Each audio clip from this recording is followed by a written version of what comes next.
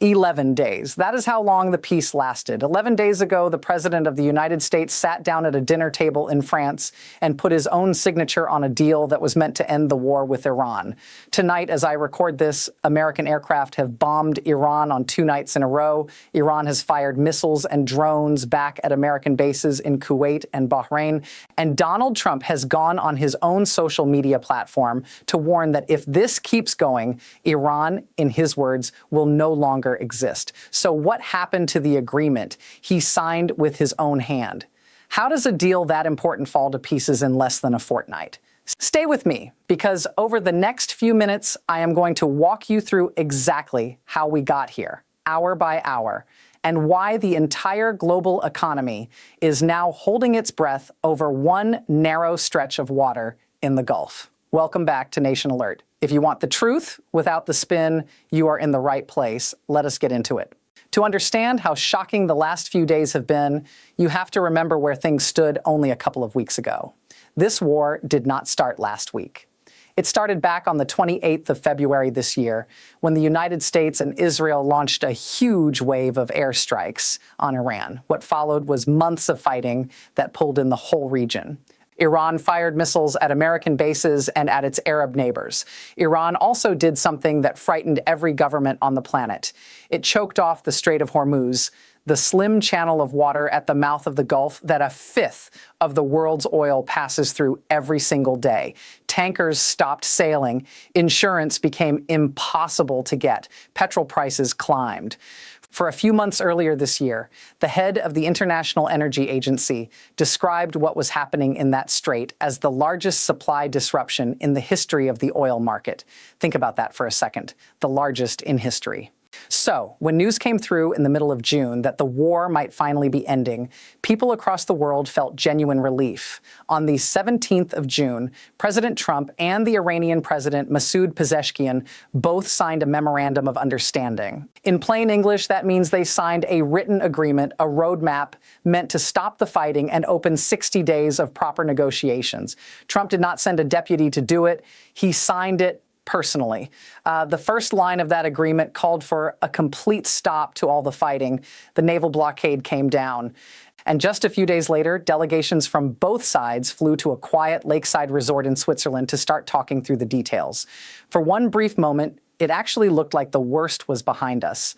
That moment did not last. Here is where it all started to unravel, and it began with a single ship. On Friday, the 26th of June, drones came down on commercial vessels moving through the Strait of Hormuz. One of those drones struck a cargo ship called the Ever Lovely on its upper deck. The ship took damage but managed to keep moving. Trump pointed the finger straight at Iran. He called it a foolish violation of the ceasefire he had just signed. And he said America had knocked several other drones out of the sky in the same incident. Reporters asked him the obvious question: would the United States hit back? His answer was short, and it became the headline everywhere. He simply said, "You will find out." We did find out, and it did not take long. Later that same day, American forces struck targets inside Iran. A senior United States official said 6 aircraft hit 4 sites, including radar installations and storage facilities for missiles and drones in a coastal area called Sarik. So just over a week after signing a peace deal, the president who signed it had ordered bombs to fall on Iran again. Now, you might think that one round of strikes, however serious, might be the end of it. A warning shot. A line drawn, but that is not what happened. What happened next turned a fragile ceasefire into something that looks a lot more like open conflict. The morning after those first strikes, Iran did not back down. Instead, at around 4:30 in the morning on Saturday, the 27th of June, a one-way attack drone slammed into another tanker. This one was called the Kiku. It was sailing near the Strait of Hormuz, carrying more than 2 million barrels of crude oil. 2 million barrels. Picture the scale of that. One drone, one tanker, and a cargo big enough to move the price of fuel in your country and mine. The United States military said Iran had been given a chance to honor the agreement and chose not to.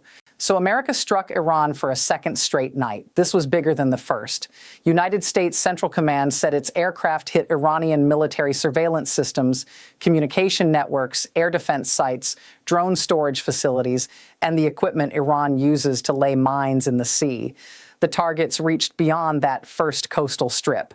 This time, the strikes landed on Keshem Island and on the towns of Sirik and Bandar Lenge, all of them sitting right on the waters of the Gulf. 2 nights, 2 waves of American bombs, and a deal that was supposed to end the war, now looking like a piece of paper nobody is following. And then Trump did what Trump does. He went straight to his social media platform. He confirmed the strikes himself, saying American aircraft had hit Iranian missile and drone storage and coastal radar sites for violating the ceasefire agreement again. He added that it was very possible Iran would never learn, but it was the last part of his message that sent a chill through every capital in the region. He warned that there could come a point where the United States would be forced to militarily complete the job it had started. And if that happened, he said, the Islamic Republic of Iran will no longer exist. Read that again slowly.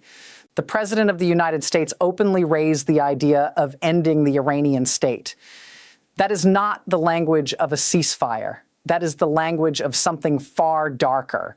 His Vice President, J.D. Vance, backed him up in his own blunt way. He told Iran that if it had a problem with the terms, it should pick up the phone, and he warned that violence would be met with violence.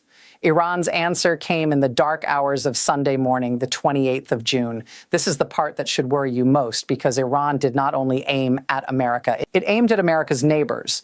Iran's Revolutionary Guard said it had fired missiles and drones at United States military sites in 2 other countries.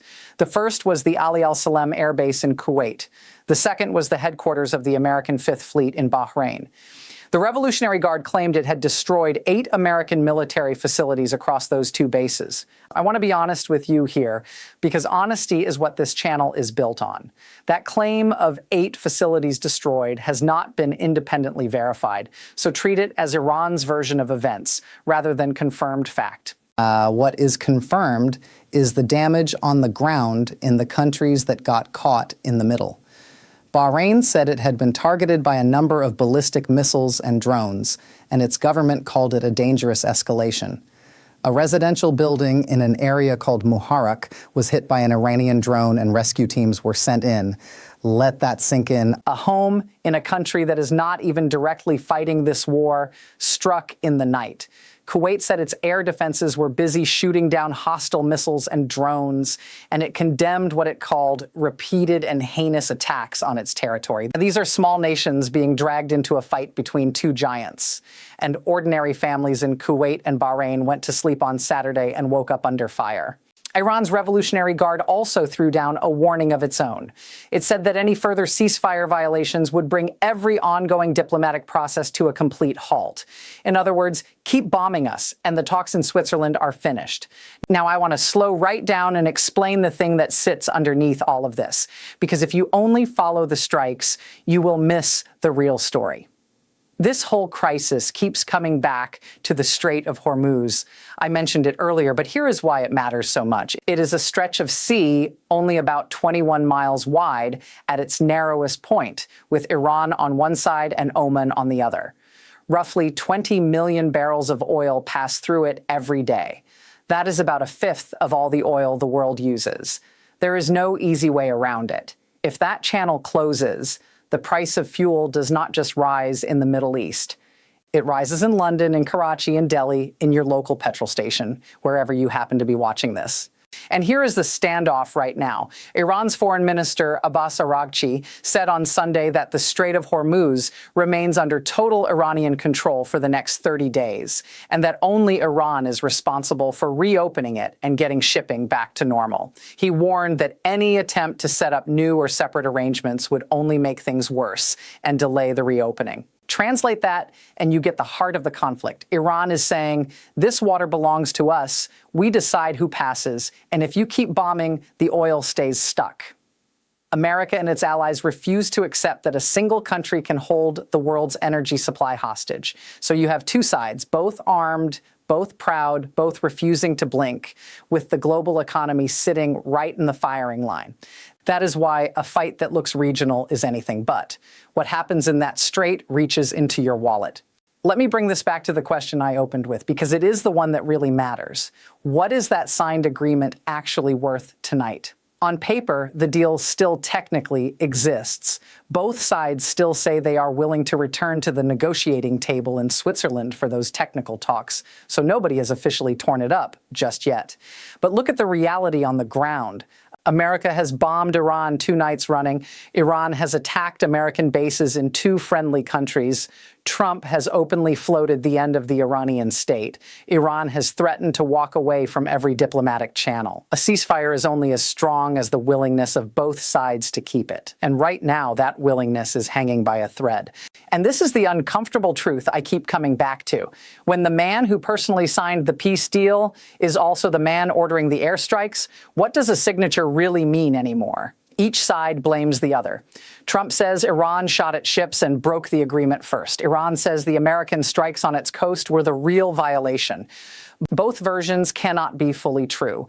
And from where we are sitting, it is genuinely hard to know who fired the spark that lit this round. What we can see clearly is the result. More bombs, more wreckage, more frightened civilians, and a deal that fewer and fewer people trust.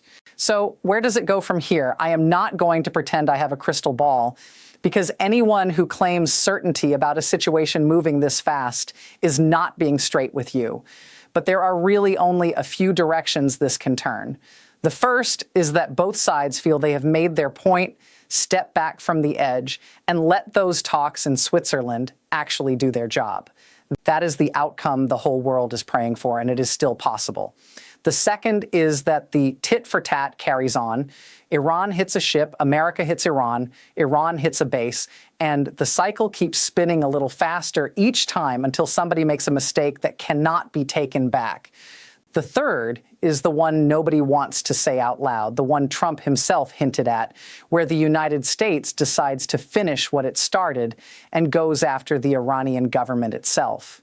That path would not be a regional war anymore. It would be something the whole planet feels. Here is what I will be watching in the coming hours and days, and I would suggest you watch the same things. Watch whether those Switzerland talks go ahead or collapse. Watch the oil price, because the markets will tell you how serious the world thinks this is before any politician admits it. And watch the Strait of Hormuz itself, because if the shipping stops again, that is your signal that this is sliding from a crisis into something much larger. The moment any of that shifts, I will be back with a full breakdown, so make sure you are subscribed and you have the bell switched on, because with a story moving this quickly, you do not want to be the last to know. Before I go, I want to hand this over to you, because this channel has never been about me lecturing at a camera. It is about all of us trying to make sense of a dangerous world together. So I have a few questions, and I genuinely want to read your answers in the comments below. First, do you believe Donald Trump actually wants peace with Iran? Or do you think the deal he signed was never meant to hold? Second, who do you think really broke the ceasefire first, America or Iran? And what makes you say so? Third, was Iran right or wrong to strike bases in Kuwait and Bahrain, 2 countries that are not even direct players in this fight? And fourth, the big one, do you think this ends with a return to talks, or do you think we are watching the early hours of a much bigger war? Drop your honest thoughts down below. I read as many as I can, and the best comments often shape what I cover next. If this video helped you understand what is really going on, do me one small favor.